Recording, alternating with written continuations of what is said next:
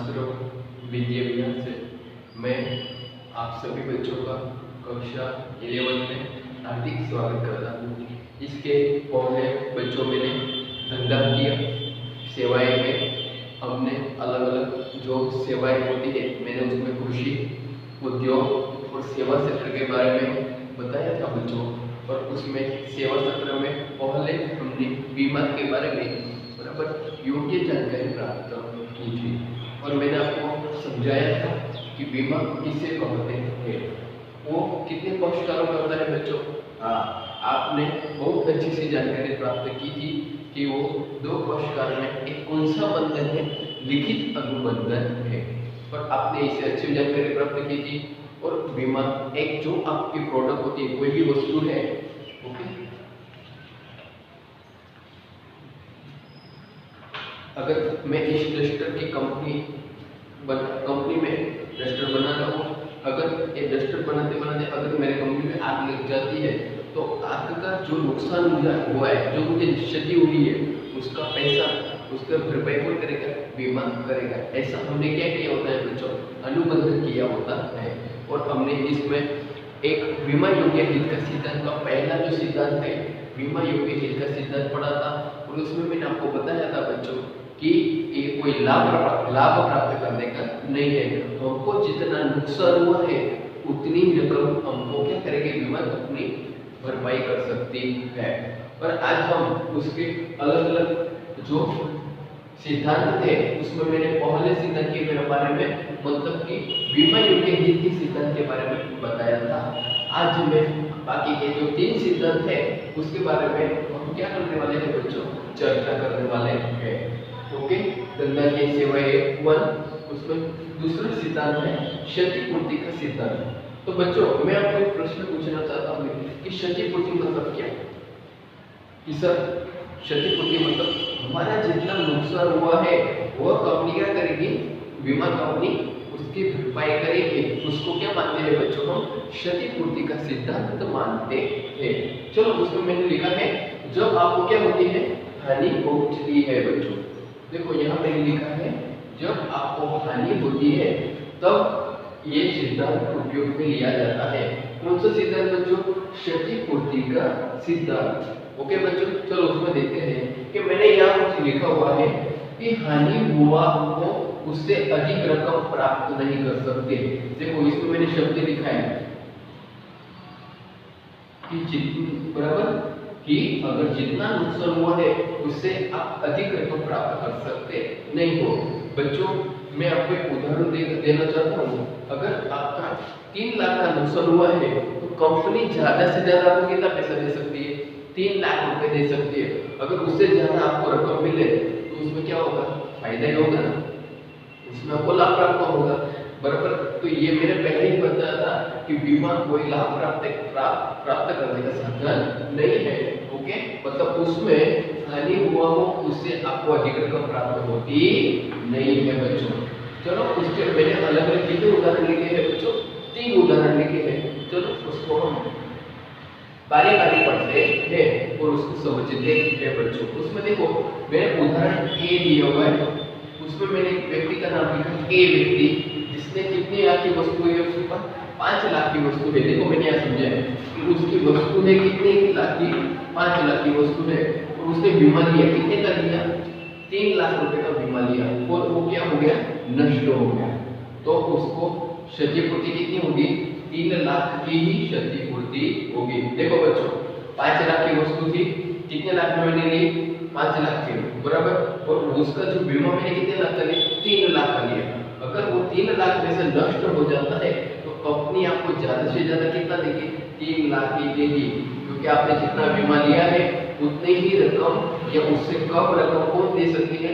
बीमा कंपनी दे सकती है। उससे ज्यादा रकम बच्चों मिलती नहीं है।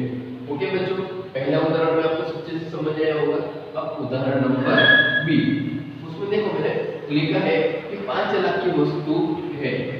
ओके, वो मैंने कितने लाख में उसको बीमा लिया? 3 लाख में लिया और 2 लाख का हानि हुआ तो कंपनी मुझे ज्यादा से ज्यादा कितना क्षतिपूर्ति देगी? 1,20,000 की क्षतिपूर्ति देगी बच्चों। देखो पहले में क्या था 3 लाख का बीमा था और 3 लाख का नष्ट हुआ तो कंपनी आपको कितनी देगी 3 लाख देगी। उसमें भी ये आपको ध्यान में नहीं देना, खाली यहाँ से 3 लाख का बीमा कितने का दिया 3 लाख का, और उसमें संपूर्ण नष्ट हो गया था या 3 लाख का जो सामान था वो क्या हो गया, सब ही खत्म हो गया था, सब नष्ट हो गया था। पर दूसरे उदाहरण में क्या है कि 3 लाख की वस्तु में कितने लाख का नुकसान हुआ, आपको हानि हुई 2 लाख की हानि हुई। तो कंपनी आपको ज्यादा से ज्यादा 1,20,000 तक क्या दे सकती है, क्षतिपूर्ति दे सकती है। मतलब आपका बराबर नुकसान कितना हुआ होगा। ओके बच्चों, 80,000 का हमारा नुकसान हो गया है। ओके, तो कंपनी आपको ज्यादा से ज्यादा 2 लाख का नुकसान हुआ, बराबर। कंपनी आपको कितने लाख की क्षतिपूर्ति देगी, 1,20,000 की क्षतिपूर्ति देगी। अगर डायरेक्ट 2 लाख का दे देती तो आपको तो क्या फायदा हो जाता ना। ओके, कोई समझ में आ रहा है, इसलिए आपको बराबर नुकसान कितना हुआ मानोगे, 80,000 का ही नुकसान हुआ है बच्चों। तीसरा पॉइंट है, अगर हमने 5 लाख का बीमा लिया है और 5 लाख का नुकसान हो जाता है तो क्षतिपूर्ति हमको कितनी मिलेगी, 5 लाख की मिलेगी। यहाँ जैसे 3 लाख का था, नष्ट 3 लाख का हुआ तो हमको कितनी क्षतिपूर्ति मिलती थी, 3 लाख की मिलती थी। ऐसे इसी उदाहरण में भी है कि 5 लाख का जो वस्तु है उसका मतलब बराबर 5 लाख का ही नुकसान हुआ, तो हम कंपनी जो एलआईसी की कंपनी है कि कोई भी बीमा कंपनी आपको कितना देगी, 5 लाख की क्षतिपूर्ति देगी। बच्चों मुझे पता है कि बी उदाहरण है वो आपको समझ में नहीं आ रहा होगा, फिर से मैं उसको ट्राई करता हूँ समझाने की, बराबर। अच्छे से ध्यान दीजिए कि 5 लाख का बीमा था, ओके, कितने लाख का था, 5 लाख का, ओके। उसमें हमने बीमा कितने का लिया, 3 लाख का लिया, और उसमें से 3 लाख में से कितने का नुकसान हुआ, 2 लाख का नुकसान हुआ।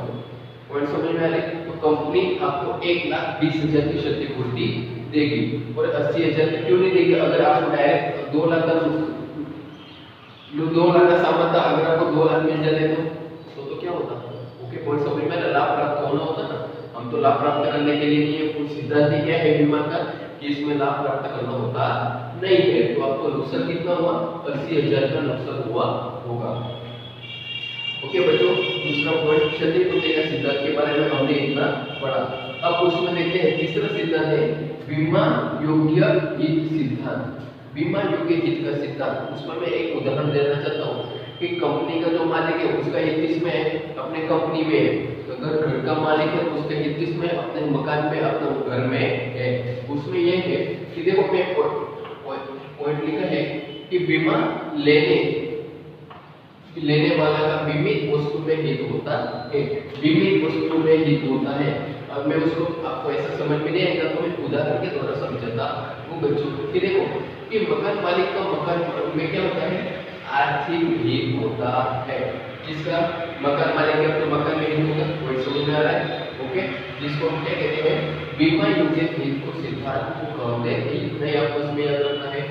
अब देखते हैं चौथे पॉइंट में अधिकार परिवर्तन का सिद्धांत। सर ये क्या है अधिकार परिवर्तन, चलो उसमें मैं समझाता हूँ कि योग्य वस्तु का बीमा लिया हो और वो नष्ट हो जाती है तो बीमा कंपनी उसकी क्या करती है, क्षतिपूर्ति करती है। मैंने ये उदाहरण उसमें आएगा कि हमने 3 लाख का बीमा लिया था और 2 लाख का नुकसान हुआ, पॉइंट समझ में आ रहा है। तो कंपनी क्या करेगी, जितना नुकसान हुआ हो ओके उसकी क्या करेगी, क्षतिपूर्ति करेगी, वो जांच पड़ताल करती है। ओके, 2 लाख का बीमा जो हमारा जमीन खाक हो गया वो ओके किसी को आगे से हुआ तो कंपनी उसकी जांच पड़ताल करेगी और वास्तविकता देखेगी कि नुकसान कितना हुआ है। अगर उसमें जांच के उसमें देखा कि 80,000 का ही नुकसान हुआ है तो कंपनी बाकी के कितने 1,20,000 देगी, जहाँ मैंने उदाहरण समझाया था ना। और देखो ये 80,000 क्या 80,000 का जितना नुकसान हुआ है ये सब सामान हो गए वो कंपनी के अधिकार में आ जाएगा। देखो बच्चों, और नष्ट हुई वस्तु की मालिकी का बीमा कंपनी के पास मिल जाता है। मैंने आपको बताया कि 3 लाख का बीमा था, ओके, उसमें से कितना 2 लाख का क्या हुआ, नुकसान हुआ। ओके बच्चों, 2 लाख का नुकसान हुआ और कंपनी ने क्या की, जांच पड़ताल की और जांच पड़ताल करने में यह पता चला कि हमारा जो वास्तविक नुकसान कितना हुआ है, 80,000 का ही हुआ है। ओके, 2 मिनट की जांच पड़ताल की और उसने देखा कि 1,20,000 तो जान ओके 80,000 का नुकसान हुआ है तो कंपनी 2 लाख में से आपको कितने दे देगी? जो बीमा लिया था उसमें 1,20,000 आपको दे देगी और बाकी के जो 80,000 है जो नष्ट हुए ये क्या हुआ था? नष्ट। पॉइंट समझ में आ रहा है? ये अपनी कंपनी क्या करेगी? अपने क्षेत्र में ले लेगी। अगर ये नहीं लेती है, अगर हम ले लेते तो उसके क्या करेंगे? आपको पता है वो सामान खराब हो गया, ओके, उसको हम उसको बेच देंगे भंगार में। पॉइंट समझ में? उससे भी आपको क्या होगा? लाभ प्राप्त हो सकता है। और इसमें क्या बताया गया है कि बीमा में आपको क्या है? सिद्धांत क्या में उसको मतलब कि यहाँ लाभ प्राप्त करना होगा नहीं। पॉइंट समझ में आ रहा है? कि योग्य वस्तु का बीमा लिया हो और वह नष्ट हो जाती है तो बीमा कंपनी उसकी क्या करती है? क्षतिपूर्ति करती है। और वह नष्ट हुई वस्तु की मालिकी का हक किसको मिल जाता है? बीमा कंपनी को मिल जाता है बच्चों। पॉइंट समझ में आ रहा है? 3 लाख की वस्तु था, माल था, ओके, उसमें नुकसान कितना हुआ? 2 लाख का हमारा नुकसान हुआ।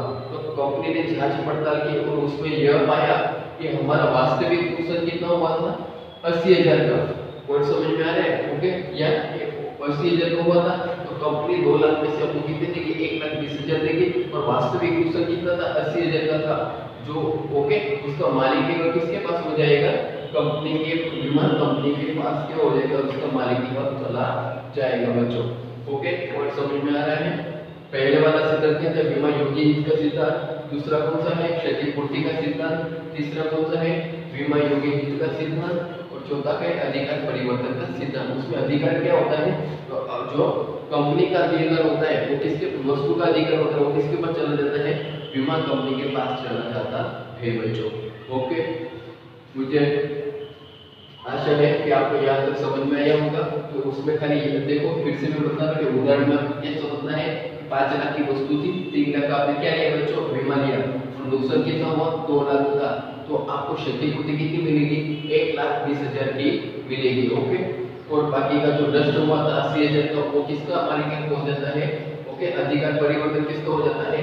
ओके, बीमा कंपनी का हो जाता है। ओके ओके बच्चों, ये दूसरा वाला जो उदाहरण है वो आप इसमें भी चौथे वाले में जो पॉइंट है अधिकार परिवर्तन सिद्धांत में भी लिख सकते हो। ओके बच्चों, ओके, आपको वीडियो अच्छा लगा है तो लाइक कीजिए, शेयर कीजिए और सब्सक्राइब कीजिए और बार बार इस वीडियो को देखिए, समझिए और अपने जो नोटबुक है उसमें आप लिखते जाइए ये उदाहरण सहित जो जो आपको समझ में आया है और बार बार वीडियो देखिए वो समझते जाइए और वीडियो में ओके वीडियो के अनुसार अपने नोटबुक में लिखते जाइए जिससे आपको क्या हो। मुझे पता है कि 8 महीने हो गए, 8 से ऊपर महीने हो गए, आपने कुछ अभी तक लिखा नहीं होगा। ओके, और लिखने की ट्राई करना है क्योंकि अभी आपको पता है कि सरकार ने ऐसा आश्वासन दिया है कि एग्जाम तो हम लेने वाले ही है बच्चों। ओके, थैंक यू, जय हिंद, जय भारत।